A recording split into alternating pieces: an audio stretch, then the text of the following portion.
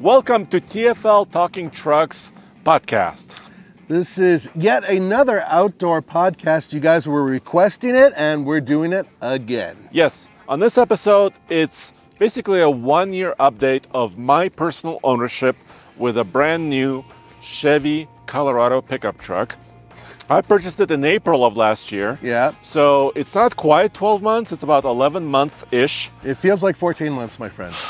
It feels like, well, everything after COVID feels longer for some reason. But also, I have about 10,000 miles on this truck. Okay. So I figured this would be a good episode to talk about everything that has happened. Also, there's been some confusion recently, and I'm responsible for some of this confusion because we've talked about some recalls and some stop sales. So I want to set the record straight with this episode. Now, before we get started, we should tell everybody who's listening for the first time or perhaps who's watching for the first time exactly what we have here, because this is Andre's personal truck, and it's also essentially a TFL truck because we've featured this thing in multiple videos for multiple reasons. Yes, and the reason why I'm looking at my phone is not because I'm texting my friend. Of course not. It's because I want to thank our Patreon supporters. Okay, why don't we hit that first? Yes, and patreon.com/TFLcar is the only page for TFL Studios where you can support us and talk to us.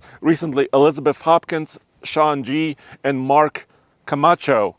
Ooh, Camacho. He's a macho guy. Yeah, supported us. So thank you guys.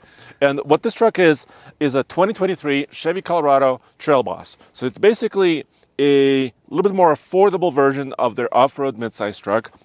It's of course a crew cab because it's the only way it comes. Right. So let's start walking around it a little bit. It's a new generation of truck. The reason why I purchased it is because I wanted a new generation truck. Right? Yeah. Because the midsize trucks from General Motors have been the same since, 2015? Ish, yeah. Ish. So it was time, and they touched almost every part of this truck, so we can go over it and talk about our experiences. Okay, now the first thing you guys should know is that it only comes in one flavor in terms of bed size and cab size. There's no extra cab anymore. It comes with this crew cab standard, right? Exactly, and also the 5-foot bed. Actually, it's 5 foot 2 inch. So that's kind of the standard size for GM midsize trucks. And this bed, actually, the length of it is approximately the same as the new Tacoma, right?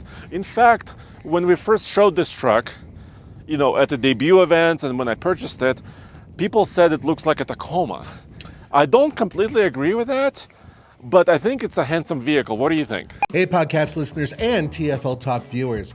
I wanted to take a minute to talk to you about a quick and simple way to sell your car or truck with the help of our new partner, HighRoad. With HighRoad's online portal, you enter your vehicle's VIN number or plate, mileage, and zip code, and you'll get competing offers from several qualified dealers in your area within seconds. You pick the best deal offered and follow through with the dealer to sell your vehicle. No more managing scammy emails from buyers on Craigslist or Facebook Marketplace. No more time wasted on no-show buyers. No bait and switch with a "will you take a check" excuse from sketchy buyers. Now keep in mind, these offers will be for trade-in values of your vehicle. If you want to go through the hassle of getting more for your vehicle, that's up to you. But if you want to sell your vehicle hassle-free and fast, go to tfltruck.com and click Sell Your Truck in the navigation menu. Or click on the HighRoad ad at the bottom of the website if you're on mobile, or click on the column if you're on a desktop. HighRoad makes it easy, and we like easy. Well, I'm on the fence about this. Now, first of all, I do agree that this is a handsome vehicle. And by the way, for those of you who don't like this yellow color, whatever, I think it's kind of cool. Okay. This is the part that I think looks Tacoma-ish right here. So on the back door, the way the lower section of the window kinks upward, that design is reminiscent of Tacoma. Yeah. But the overall design of the vehicle, it has chunky fenders. The new Tacoma has chunky fenders. It has a fairly squinty face. The new Tacoma has a squinty face. So you could say that, but when you look at them in person, they really look different. I think the details really pop out. The way your hood is designed, the way the fenders are designed, Yeah. the way the front end is designed, very different. The silhouettes are very similar. Why? Because they're both the same Size. thing, right? Yeah, exactly. And also Tacoma has been very successful. I mean, there's no doubt. They control 46% of the midsize market in the US. Right. I mean, almost half of it is Tacoma. And if you don't mess with success, and sometimes you can borrow from success, right? And Right. have certain elements that work and work for this truck as well. And I want to say one more thing about looks. Many of you were saying that the Nissan Frontier looks like this truck or looks like the Tacoma. You're wrong. I'm sorry. You guys are just wrong. Nissan Frontier I think it looks is more unique I than agree. anything else. Yeah. I think the front end especially is completely different in terms of the design. But yeah, the silhouettes are very similar because they all have essentially the same modus operandi. All right, so let's look at the front grille in more detail. I'm on the fence a little bit. Really? So when I purchased the truck, I knew I wanted affordability, right? Uh-huh. That was my key point for me personally. And I did purchase this truck for just under $41,000, which I thought it was a great deal. And we'll talk about that later. But it comes with this blacked out grille, but it has different materials. Look, there's a little bit of shiny plastic here, awesome Trail Boss badge. Then there's some dull plastics. Then there's a slightly painted, like a silver piece down below. Which is supposed to look a little like a skid plate, but it's not. Right. And then there's a chin spoiler, air dam. I do have toe points, which was important to me.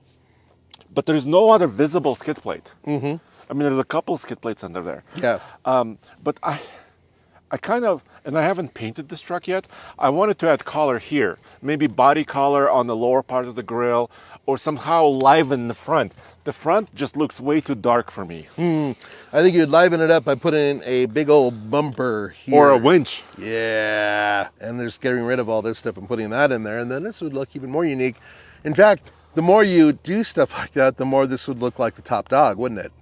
Yeah, the ZR2, right? Right. And that's another question I had, right? Can I turn my Trail Boss into a ZR2? And the answer is, you really kind of can't, and we'll talk about that. Yeah. Let me pop the hood because I want to talk about efficiency and powertrain.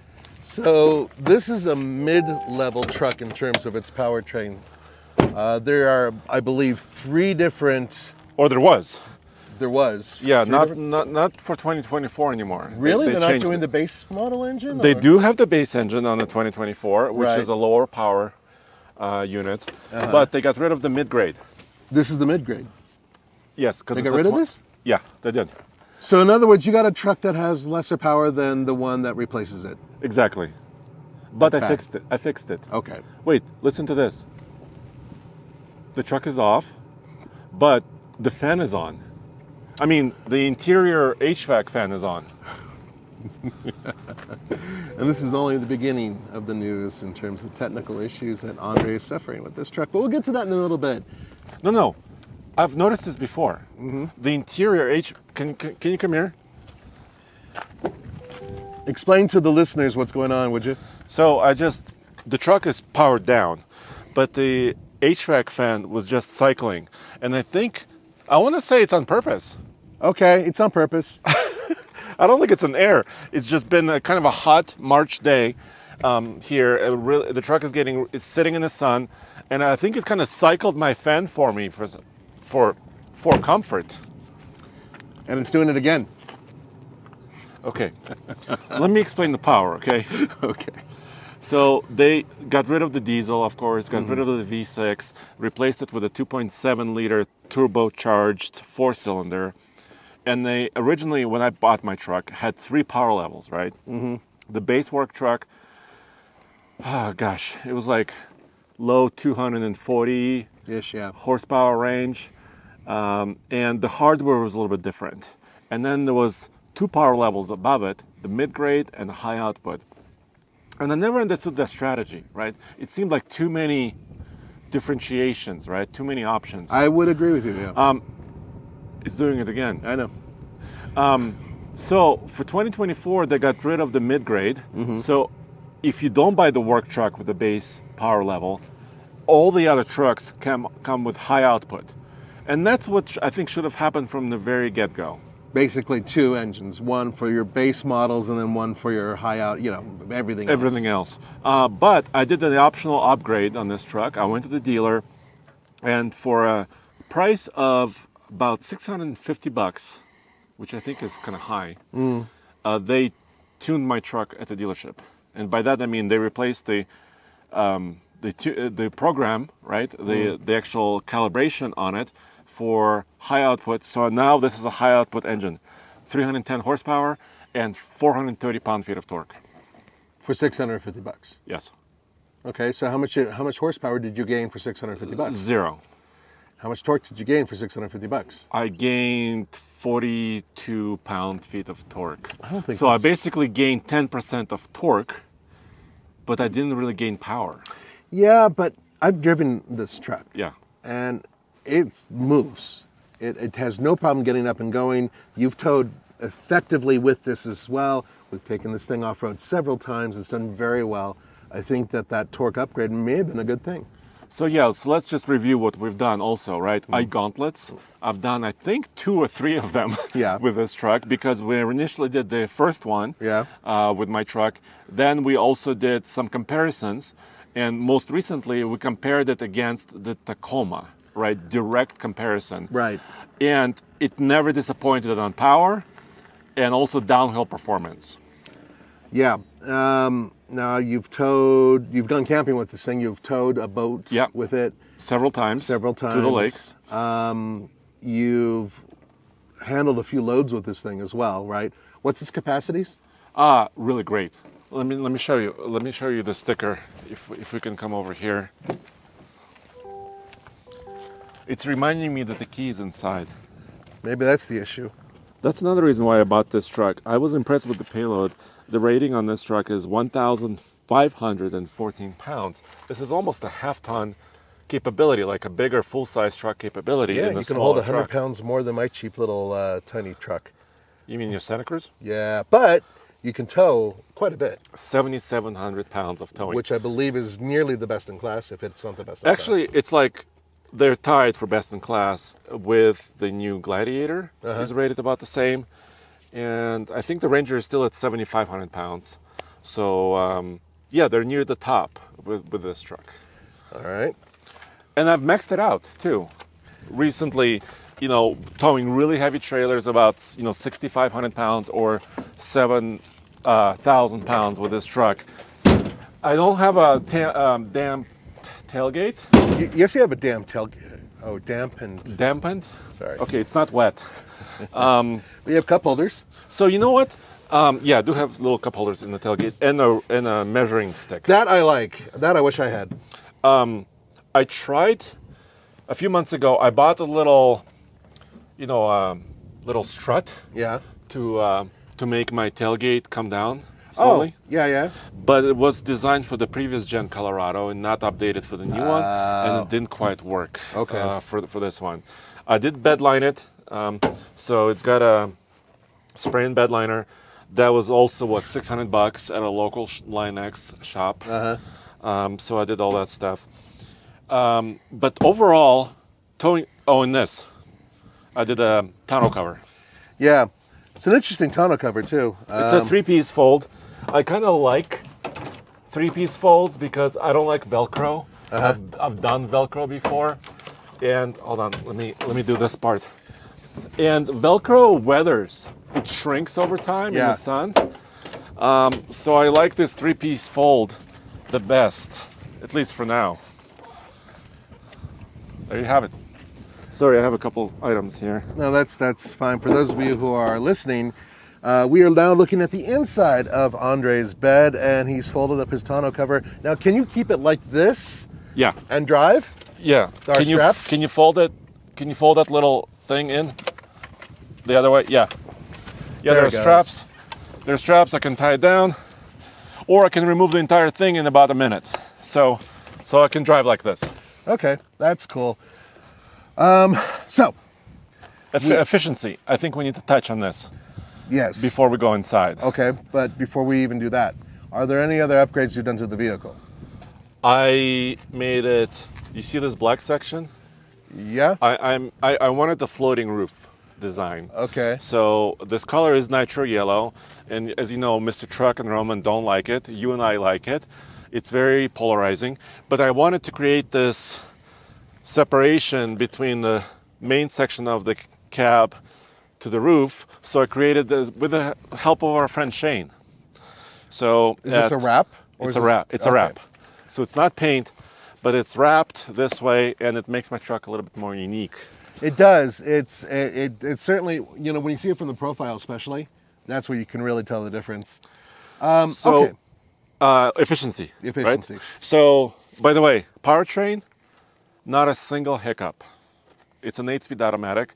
A lot of people have weird feelings about it because they've had problems in the past. Including our own Alex. Yeah, he had some problems with his transmission. My transmission never hiccuped, never any errors or any breakdowns whatsoever in 10,000 miles. So I'm very happy. Yeah, and you mentioned 10,000 miles, and I know some people will be like, but that's barely breaking it in. Yeah. Understand that we do a lot more than your average consumer in terms of the amount of torture we do with the vehicles that we do way more towing than the average, I should say. Well, the consumer. Ike Gauntlet is the world's toughest towing test because it's at 11,000 feet above sea level. Correct. 8 miles, 7% grade. So. Yep. And we've done that several times. Several times. And you've towed with it several times. And it's gone off-road and really gone off-road several times. And been scratched off-road, yes. too. Yeah, so you beat it up. Okay, I'm sorry. Now continue with the efficiency. Efficiency, yeah. So I believe it was Mr. Truck and I, our buddy Mr. Truck, we did a Denver 100 loop. And we got a really respectable 22 mpg on just a standard highway. You're going to have to do this side too, because I have no idea what I'm doing. Oh, it's okay. It goes down this way, and then I can latch it. He's right now latching down his tonneau cover. Yeah, because we'll forget about this, and then it'll flop around in the wind. There, it's done. 22 mpg was our highway test, which I was impressed with because of these tires. So the tires I selected from the factory, I wanted to upgrade my Trail Boss, and Chevrolet does it from the factory, which I was impressed by. You know, these Goodyear Wranglers have really grown on me. They've been on other vehicles that we've tested, or similar, Goodyears. And on your truck so far, they've proven to be pretty damn good. How are they in snow? Really good. Well, there was a video recently, maybe I should mention it, but we went off-roading with a Tacoma. And I helped the Tacoma in the snow. So actually, they work quite well in the snow. Yeah. And look, after 10,000 miles, like it almost looks like a brand new tire. Yeah, but keep in mind, folks, that he has been rotating these tires regularly. Yeah. Which is exactly what you should do if you want to extend the life of your tires. I highly recommend doing that. Okay. So I'm very happy with the tires, and these tires make the efficiency worse. Right? Yeah. They're very aggressive. Very wide too. They're wide. They're about 10.8 inches, I believe, wide. It's a 275 millimeter, and also 32 inches tall. Right. And that's I paid for it when I configured the truck online at Chevrolet, and it was only $495. Wow, that's four actually tires. For yeah. I mean, otherwise I would have had like a little bit more all-terrainy street bias tire, and I didn't want that. I want a beefy tire. No, I get you. So that's pretty good. But how is it in regular stop-and-go traffic, though? I mean, is it like a regular daily truck, or is it a little bit hefty when you have to push it? It's really usable. It's I commute in it. I mean, a little bit. I often drive loan vehicles, right? Because we test a lot of trucks at TFL, so we're very fortunate to be able to drive multiple vehicles. But because of the high output character, lots of torque, 430 pound-feet of torque, I love driving this truck. I can just touch the throttle and pass almost anybody I want, although I'm not allowed with the sound. The only complaint I have about the Powertrain is kind of the auditory feedback. It's not a V6, doesn't sound like a V6. It's not a V8, of course, and it has monstrous power. I mean, just 10 years ago, this would be a V8 power level. Easily. Yeah. And it's just not very satisfying sound-wise, at least from the cabin. Like Alex was telling me, Alex, who dislikes some GM products because of his previous experiences, told me that he could hear the blow-off valve on the turbocharger, and he thinks that outside of the truck, it sounds kind of good. I would agree with him. It almost sounds like a diesel. Yeah, in a way. A little bit. Yeah. But here's the thing. All right. Can you name a good-sounding midsize pickup truck? Not anymore. They don't Tacoma exist. switched to 4-cylinder turbochargers. Same thing. Sounds about the same as this. Some people put custom exhaust systems on these. That's different. That's different. I'm talking factory. Factory. Yeah, and also a lot of aftermarket exhaust systems are also not super satisfactory. Some of them are worse. They sound like, a They're tin can. buzzing or something like that. Now, So, some people say that the Nissan Frontier with its V6 has a satisfying growl. I think it sounds a little industrial as well, but they're really, in my mind, the only people that make really good sounding V6s are the Italians, but that's just my thing. I think that the V6 probably has a little bit more of a husky sound to all the turbocharged 4-cylinders that are out there. What about the Honda Ridgeline? also a V6, but also very, very conservative, right? You almost cannot hear the engine in a Honda. It sounds kind of like a minivan. Yeah. Because that's what it is. Yeah. So if you really want, great sounding vehicles, buy a Raptor R. I would say. There you go. Yeah. There's only a few places you can go now to have really good sound, which is kind of a shame. Exactly. Let's start talking about things that went wrong. Okay. How long can we do this podcast for? Do we have like another hour? Yeah. To run this thing? Let's do it. Okay. Fire away. You're standing next to it. Yeah, battery. It's the 12-volt battery under the hood. Unfortunately, I ran into this issue several months ago where this truck is now available. It's capable of over-the-air updates. Right. So it can update itself nicely whenever you want. But it wasn't nicely done originally. No, it bricked the vehicle, for crying out loud. So what was happening was it started an update. The update couldn't finish. There was a bug in the software. It drained the battery, and I had trouble restarting it. Like I was charging the battery, it wouldn't restart. I thought I had to tow it. I didn't tow it, and then I finally charged the battery up and finally got it going like 2 days later. So it died for 2 days because of the OTA. I wasn't super inconvenienced, like I said, because I have loan vehicles. But if this was my only vehicle... Yeah, that's... And actually, one of our friends who emailed me, he's a traveling salesman. He has one of these. And his truck once did the same thing in a hotel parking lot. That's right, in a hotel parking lot. Yeah. And he got lucky. He was able to get his started too, right? Well, after a couple of hours Right. of charging the battery. But still, it could be a huge problem. But they corrected it. Yes. Okay? They solved that problem. So they tell me future updates are going to be smooth and nice. Okay, that's what they tell you. Yes. Okay. Let's go to the next problem. We have to go inside for that. Ah, okay. And we're inside. Yeah. Okay, let me power up.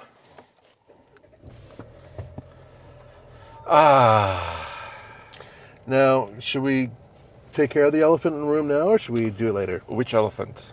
It's not me, is it? It's me. No, Okay. it's not that. Where would cruise control be if you had it? Did you have to say it? Well, because people are going to mention it. I'm not even trying to be a jerk about it. I'm honest. Okay. Where would it be on your... It's here. Okay, so it's where... So it's blank. By the way, I still don't have cruise control. No, you still don't... There's a couple of... I can explain. How much time do you have? We have plenty. Go ahead. I Okay. think people need to know about this. Okay, so I ordered this truck early at our favorite dealer here in Colorado. I knew, because I'm in the industry, when the order books would open.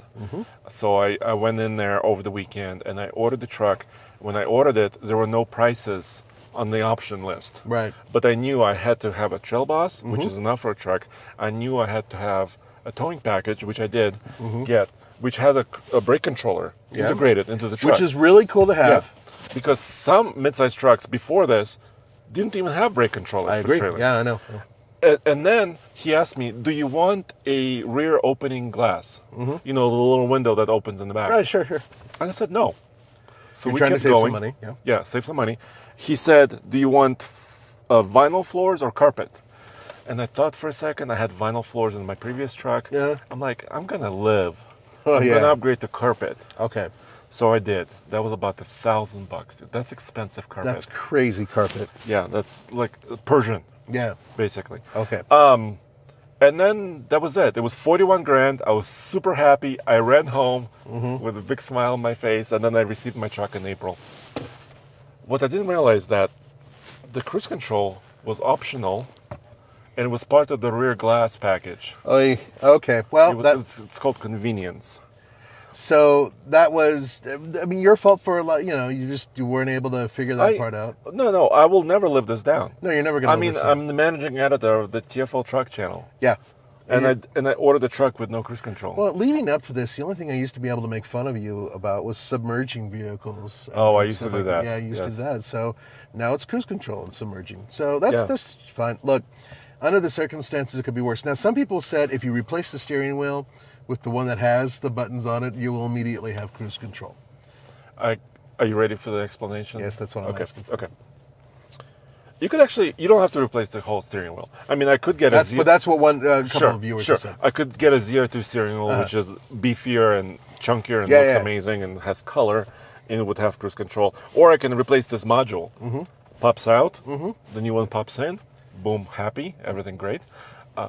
But I spoke with, the dealership, and I spoke with, some people, and they told me that they can program my truck to accept the cruise control because all the hardware is here except for the button.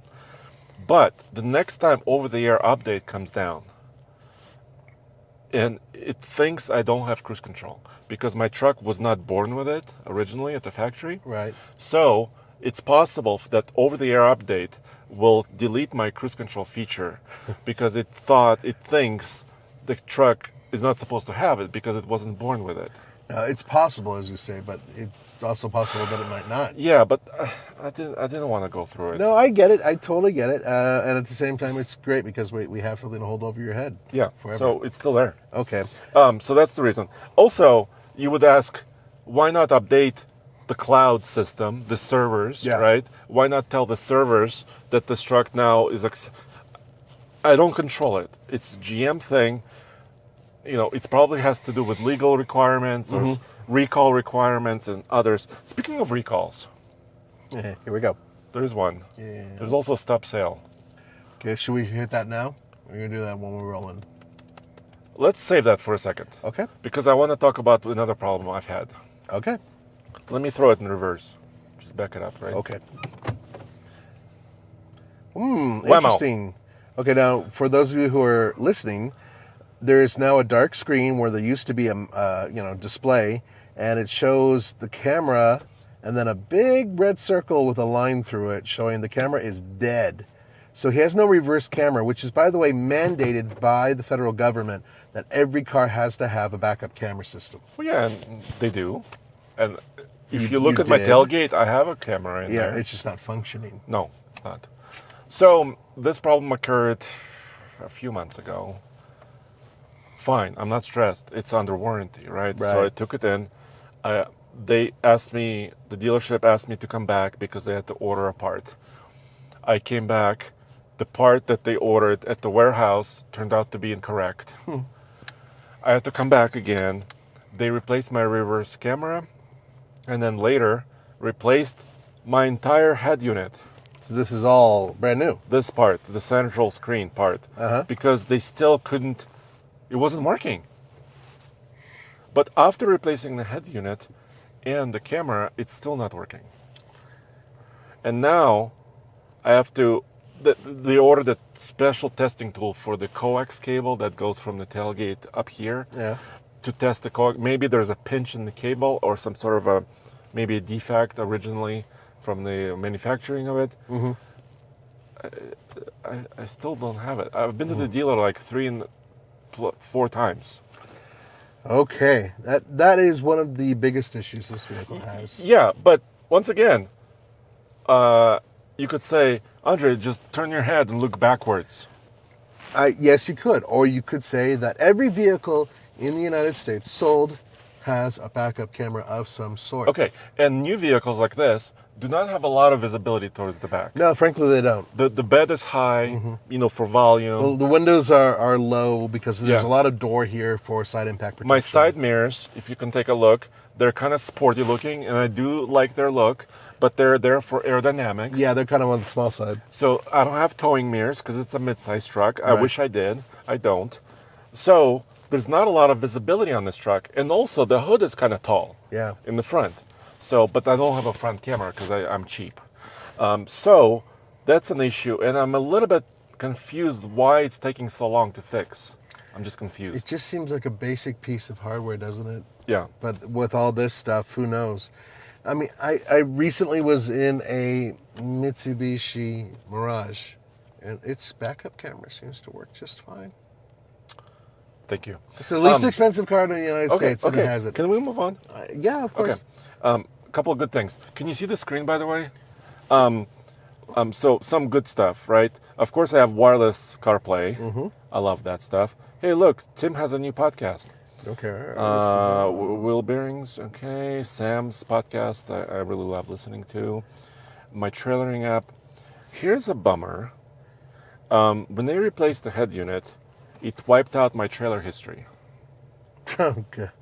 You know? So all the pre-programmed trailers that you can put in here, Yeah. which you Which probably I did. yeah. The boat and our work trailers Work trailers. are wiped out.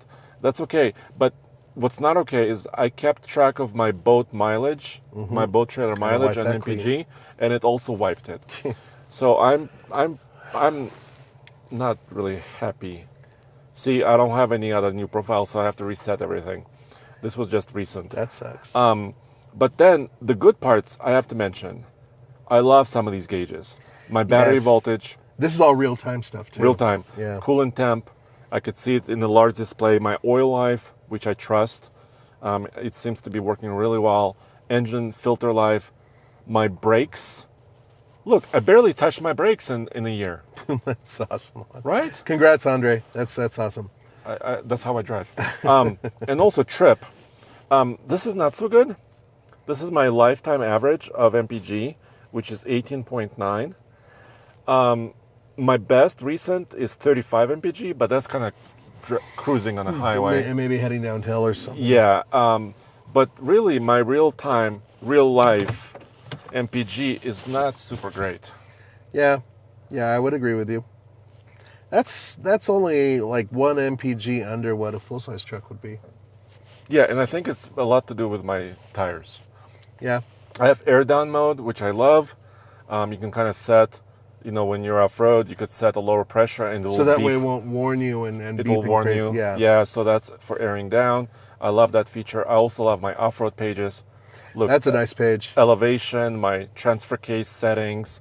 I can monitor my tire pressures, Your pitch and roll. and then finally also the compass and my barometer. See, I've been to about 4,500 feet above sea level, or 11,200 feet above. That's the Ike. Yeah, That's the Ike Gauntlet. indeed it is. Do you want to go for a drive? Yeah, let's take a ride. Okay. Also, I've been super happy with off-road performance of this truck.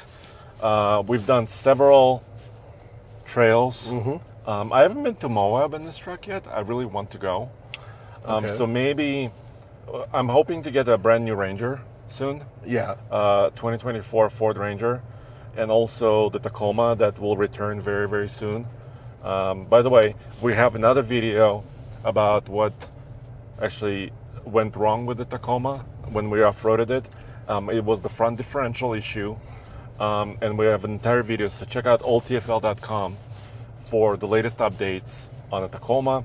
So I want to take the Tacoma, my truck, and the new Ford Ranger all to Moab. That would be sweet, right? That'd be fantastic. I think then use the 3 main competitors. Perhaps we could sneak something else in there, a couple other comparos that we're doing in, I don't know, track or towing. Drag racing, right. towing, Yeah, a whole and bunch of fuel stuff. efficiency. Fuel efficiency, exactly. This really is becoming a year of the midsize truck, right? It is. Also, the Honda Ridgeline is updated with a Trail Sport edition, Yes, right? yes, it is. It has had an update. Really, it's more of a suspension tires package, yeah. but it's still enough to say that it's had an update. And we've all agreed that, at least on the streets, the Ridgeline is still phenomenal. Very different than this. Very different than this. This is still a proper truck. Yeah. Right? Tows a lot more, hauls more, and this is off-road capable. One thing that I think you and I both kind of came to a conclusion on is that the G80, especially in this truck, is really good. Now, for those of you who don't know, the G80 is a mechanical locking rear diff. Essentially, it works based on when your tire is spinning on one side, it'll eventually lock. It takes a minute. It does. But it'll lock up, and then you'll have equal power going to both tires in the back. Right. That's how it is. And we've done it. We've had it with, remember our Trail Boss 1500 Silverado, which we loved that truck. That thing was great. And that one, it seemed almost more pronounced, but perhaps it was because it was heavier. Maybe that was one of the reasons why I seem to notice it more. But this thing, man, it locks up and it goes pretty good. So it's effective. Yes. What I dislike about the G80, if there is a thing, is that it does take a little while for it to lock in. It takes a few rotations for the... and if you're stuck on a giant obstacle, that could be a little bit sudden, right? So that's the only negative. But it's a proven, long-time, durable solution. Yes. We recently purchased a 1998 Tahoe, a Chevy Tahoe, for our Classics channel. Yep. I can't believe 98 is classic, but yes. That's, it also has a G80. Yep. So this has been time tested and time proven as an effective way to get traction off-road. And it's also fairly inexpensive, because when you start putting in air lockers or electric lockers, you're adding a lot to the price. And as much as I love those, especially on the ZR2, love being able to flip a switch and boom, it's locked. Yes. It still makes sense, if you're not a full-time die-in-the-wool constant off-roader, to have something like this. And this is a good system for snow as well. Yeah, exactly. And we've proven that several times. I did tumbleweed range courses in this truck. Yep. It was really great. We took it on ironclads a couple times. Even Case and Alex compared it against the Rivian. Yeah. And they were pleased with it. We did put a few scratches on this truck. Before we continue with the recall and the stop sale, setting the record straight. Yeah. I also wanted to talk about that topic we mentioned earlier. Can this become a ZR2? Right. Okay, explain. And here's the thing. A ZR2 has a unique rear frame section. Yes. Reinforced, because GM has tested it. And, a ZR2 has larger tires. It could also leave the ground, because if you're going very, very fast off-road, there could be areas where you're getting some air. Yeah. And I can't replace my frame. Yep. I mean, the two frames are a little bit different.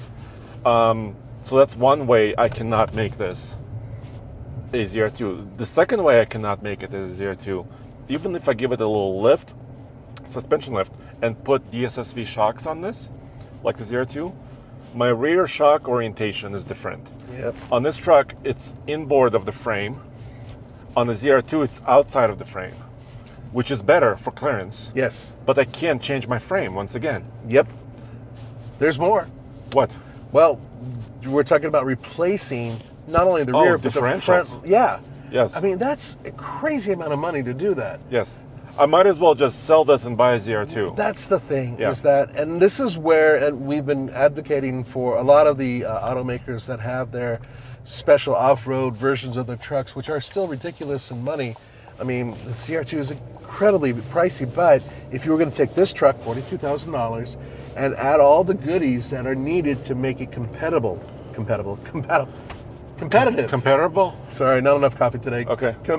You should get a Celsius. There you go. Yeah. Anyway, if you want to make this thing on equal terms with the ZR2, it would cost thousands and thousands and thousands of dollars to do. And it probably would not make financial sense or any other sense. I don't think it would make any sense whatsoever. Yeah. So the bottom line is that if you keep it as it is, this can do 90% of what the ZR2 can do. Yeah. That's pretty simple. Yeah. Right? With a little bit more sliding and rock and rolling and everything else, but it could still do it. But if you're really serious about off-roading, then the ZR2 makes sense. And then if you want to go one step further, then you get the Bison. Yeah, with all the skid plates. With all the skid plates and the special metals and everything else. Yeah, then you're in a whole different Yeah. realm. Now you can add some of those components to this vehicle as well. I can do as skid needed. plates. As I can needed, do yeah. rock sliders. Exactly. I can do those things. Those are not cheap, by the way. No. The rock sliders are like, $1,100, aren't they? yeah. I mean, that's quite price. I mean, they're high quality pieces and Yeah. they fit perfectly. But still, once you start adding some of these options and features, this truck's price could really go sky high. And that's kind of the point of getting the special versions of these vehicles from the automaker that already have those components on there. You are actually, in theory, saving money. However, there is something else to be said. Yeah.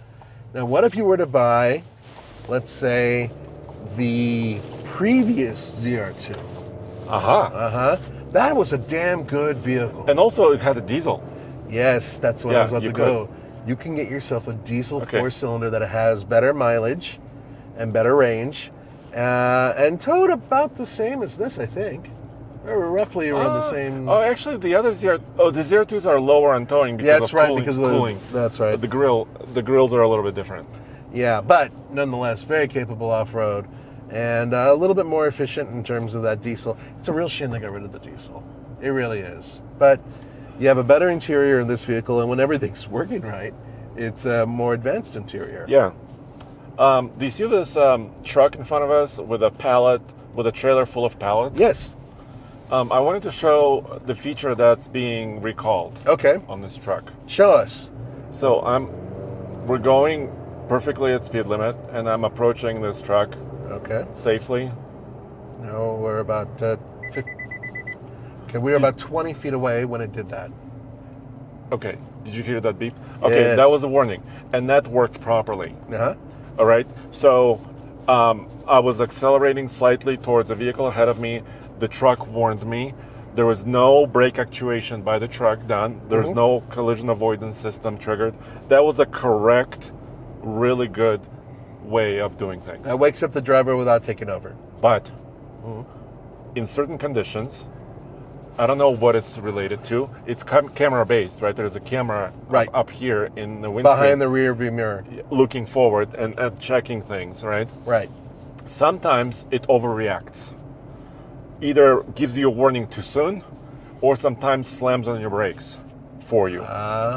And enough people complained to where Chevrolet issued an HTSA recall for 2023 Colorados, and I believe also GMC Canyons, for this feature, Now, to this is- reprogram it. This is the 2023, am I Yes, correct? yes. So this is part of that recall. Right, I haven't done it yet. Okay. So I'm about to go to the dealer now, again, hopefully to get my camera resolved and also get my recall done. By the way, it's also part of the stop sale. So the current 2023 midsize trucks on GM lots Yeah. cannot be sold until that feature is recalled and updated. Okay. 2024s are cleared. So that was my confusion. I thought all 23s and 24s were recalled. That's incorrect. Okay. Only 23 model year trucks are recalled. So you heard it here, folks. Andre rarely is wrong, but he was wrong. And now we have corrected that. Yes. So if you have a 24 model, at least with that particular recall, it does not affect you. Right? And you could buy one. Yes, and you can go Like and buy if one. you go to a dealership right now and they have two trucks on the lot, two Colorados, 124 and 123. Uh-huh. Currently, you can buy the 24 and walk out or drive it away. But the But 23 the 23 still has to stay until the recall is performed. until the recall is performed. Yes. It's entirely possible that the recall's been performed, though, right? It could be possible. Yeah, so that's Yeah. another thing to keep in mind as But well. we did receive some complaints from our viewers who went to GMC lots or Chevy lots and they were unable to buy their Canyons or Colorados, and that's why the confusion happened. Right. Right. So that now it's set straight. Okay, so now you've set us straight. Thank you very much for that. And so what conclusion can you come up with? Basically, it's been a year, 10,000 miles, hard miles, to be fair. Yes. Would you buy this truck again? That's a great question. Thank you for asking. Yeah. The answer is no. Okay. I would not. And it sounds harsh, but here's my kind of bottom line. Oh, the caveat is I bought the first one, Yes. right? Don't everybody always says, do not buy the first year or the first Because one. they got to work out all the bugs. Yeah. And that's I'm part of it. Yes, you are. Okay. But when I did pay my money, Mhm. which is a lot of money actually, Yes. for most people. Yeah, 42 grand is not chicken feet. Yeah, I expected a smoother experience overall. I love this truck as far as powertrain, right? Yeah. Great towing machine, great off-road machine, great commuting machine, great machine. But my experience with the drained battery, my camera not working, multiple visits to the dealer, and I'm not blaming the dealer, it's just the overall experience Right. has not been a one I expected. So I don't want to do that again. I just don't. I totally get you there. Okay. So that's kind of my bottom line. But I don't want to prevent you guys from who are listening and watching from going out and buying a 24 model right now. Yeah. Because, like we mentioned, first of all, they're cleared. There are no current recalls on them. No stop sales. And they've ironed out most of the problems, right? Right. And it has a high output engine in most cases. There right? you go. Because they changed that too. So I think I would do it, but not buying the first truck. You see what I'm saying? You know, let's take away the glitches that you had. So we're pretending now that this is a 24 model. Glitches are not there now. Comparing it directly to the Toyota Tacoma, which we have had some, even though we haven't had it for long, we've driven the hell out of it. Yeah. And it's been to Moab. It's been all around. So we have practical experience with that. Between this and the Tacoma, minus the Tacoma's recent issue, which one would you choose, do you think? Ooh. You know what? Mm-hmm. The Tacoma, we almost have 3,000 miles on the Tacoma. Yeah, we've driven a lot, yeah. Actually, almost 4,000. And you've driven it cross country as Yes. well. So you've had some real time The with it. Tacoma, I don't like the tires on the Tacoma TRD off-road. Okay. They're a little bit too pedestrian you've noticed my tires, right? Yes. But those tires that Toyota chose on the Tacoma are more efficient. We got about 24 mpg in it. They are quieter, a little bit quieter. Yes. You kind of heard the hum just now, right? Mm-hmm. On these tires. And it doesn't have as much power as this, but I think I would pick the Tacoma because it just feels a little bit more refined, efficient. We haven't drag raced them yet, so I don't know exactly what the drag race would yield. I think we have a pretty good idea. But with proper tires, if we could put a little bit beefier tire in the Tacoma, I think I would go with that because I'm a little bit more comfortable in it than this truck. Yeah. And no, I won't. I'll do the Colorado. You know why? Why? Because Tacoma doesn't tow as much. Ah. That is important to me. It is important to you. I mean, you have a boat and everything else. My boat weighs 6,000 pounds with a trailer. And Tacoma is limited to about 6,500 pounds, which is not a lot of headroom. No. Not a lot of leeway. So forget everything I said in the last 2 minutes. Okay. So it was still if the Colorado had no issues and the Tacoma had no issues and they were side by side, I would walk in and buy the Colorado because it has more payload, more towing, and actually really good off-roadability. I'm done. Okay. Now we can't add the Ford Ranger to the mix because the new one we have yet to drive. Right, exactly. But I can answer that question too, by the way. Okay, please. Yeah, Nissan Frontier. That's the one you would choose? Yeah. Well, why? A couple reasons. For one thing, I think that the interior in the Nissan is a little bit more comfortable for me, just a hair. Okay. Even though I wish that they had a telescoping steering wheel, it really is irritating, but for me at least, my body, it works okay. And the Nissan is less money for getting this similar equipment. Yeah. Granted, the torque is not as good, and the towing is not as good. Payload's about they're all about the same. The same. But that Nissan, for a price point of what's and its capability for what I would need, I would take that over this, and I would take it over the Toyota. That's what I would do. And also, the Nissan's been pretty proven off road. It's pretty solid. And it's been around for over 2 years now in Right. the current generation. And a lot of the components are from the older And the one, engine is actually from the older one, too. Well, from the last year of the older one, yeah. So the engine is like 3 years old now. So you're getting a little bit more, confidence that the Nissan powertrains and their whole truck is really well put together. Yeah. Now, look, I love your truck. And there's a couple things that kind of get me because we drove the ZR2, right? And it still had a lot of these Plastic components where other vehicles didn't have them as noticeable, right? Also, you've had some of these glitches. They scare me. And also, Alex had some negative stuff going on with his Chevy truck, recently, experience. over the last 3 years. Yeah. So those things give me a little bit of pause. Now, I have a friend who has last year's Nissan Frontier. He has the King Cab version. That's the Pro 4X, right? He has had no problems with it. Also, King Cab is an option. It is, so you Because can get a longer bed. Yeah, you cannot do it in this truck. No, you can't. Yeah. And I believe you can't do that in the do it in the Honda for sure. No, but Tacoma you could, except it's only a 2-door cab now. Right, and so you can't put anybody in the back seat in an emergency. Right. So, which irritates the hell out of me, but whatever. So there is something to be said about that. I really enjoy the fact that, he's pounded on it, and he's put on about 25,000 miles in a year. He travels a lot, and no problems. There was a recall. That was taken care of in a day. I think they flashed the transmission, if I'm right. And that was about it.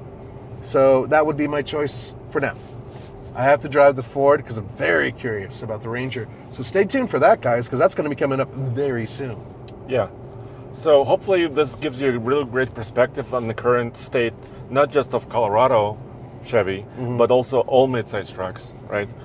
Because that's part of our job. And I did say don't buy the first year, but I did buy the You first... went and did that, but we do that all the time. but that's because it's a job. Yeah, that's also. what exactly. I did the same thing with the Santa Cruz. You bought the first one. Right. So, we do that because you guys want to know the information, and frankly speaking, you're not going to click on our stories if we don't have the newest thing out there for you guys to learn about, and that's exactly why we do it. Exactly, and we are working on some new vehicles to purchase. We purchase classic vehicles as well, as you know. Yeah. But we're working on some new ones that I can't quite say right now because it's not a done deal. Lamborghini, baby. No. Well, they don't make a truck anymore. Well, the SUV? Yeah, we can take the back off it and then make it into a It pickup. doesn't tow very well as far as I know. Okay, well, I guess we don't do that. Anyways, so we're not that wealthy. But anyway, so yeah, hopefully this gives you a good perspective. Like I said, mechanically this truck has been really super solid. Yeah, I would agree with you there. And yes, there's some glitches in the software here or at least the camera system that I wish were fixed. But overall, it's been a pretty decent truck. So guys, thank you so much for joining us. We hope that this helps you a little bit with your future choice of a midsize truck. And here's the cool part. More midsize truck news is coming in the very near future. We're expecting a lot of changes in the industry within the next year. Yeah, especially you guys have asked about the new V6 Ranger that's coming. That's not going to be immediately on sale in March or April. That's actually coming a little bit later in the summer. So please, I know Ranger has been a long time coming, but a little bit more patience is required. Just a little tiny bit more. So I know a lot of you interested on V6 powered Rangers. Stay tuned. Yeah, stay tuned, guys. We'll see you next time. Thank you.